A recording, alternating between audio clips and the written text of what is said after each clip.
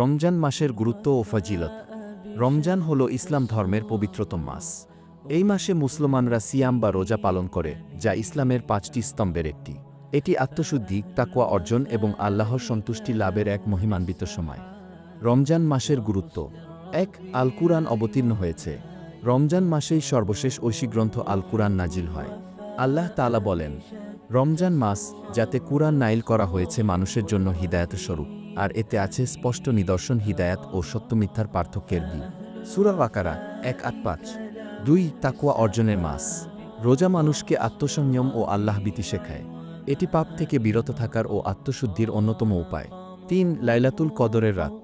রমজানের শেষ দশকে লাইলাতুল কদর রয়েছে, যা 1000 মাসের চেয়ে উত্তম। এই রাতে আল্লাহর বিশেষ রহমত ও ক্ষমার ঘোষণা থাকে। ৪. গুনাহ মাফের সুযোগ।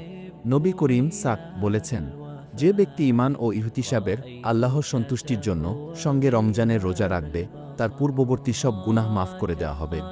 সহিহ বুখারী হাদিস 385। দোয়া কবুলের মাস। রমজানে আল্লাহ বান্দার দোয়া কবুল করেন। বিশেষত ইফতারের সময় ও লাইলাতুল কদরের রাতে দোয়া কবুল করেন। বিশেষত ইফতারের সময় ও লাইলাতুল কদরের রাতে দোয়া করার তাগিদ দেওয়া হয়েছে। ৬. জাহান্নাম থেকে মুক্তির মাস।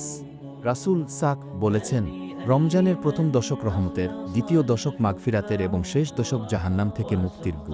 রমজানের বিশেষ আমল। রোজা রাখা, সুবহে সাদিক থেকে মাগরিব পর্যন্ত সকল পানাহার ও খারাপ কাজ থেকে বিরত থাকা। তারাবিহ নামাজ। রমজানের রাতে তারাবিহ নামাজ আদায় করা সুন্নাত। কুরআন তিলাওয়াত। এই মাসে বেশি বেশি কুরআন পড়া ও বোঝার চেষ্টা করা উচিত। ইতিকাফ। শেষ দশকে মসজিদে অবস্থান করা মুস্তাহাব ইবাদত। সাদাকা ও জাকাত। গরিব দুঃখীদের সাহায্য করা এবং জাকাত আদায় করা রমজানের গুরুত্বপূর্ণ আমল। রমজান আত্মশুদ্ধির, ক্ষমা ও রহমতের মাস।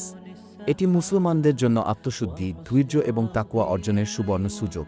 তাই আমাদের উচিত এই মাসের প্রতিটি মুহূর্ত আল্লাহর ইবাদতে ব্যয় করা এবং তার সন্তুষ্টি অর্জনের জন্য সর্বোচ্চ চেষ্টা করা।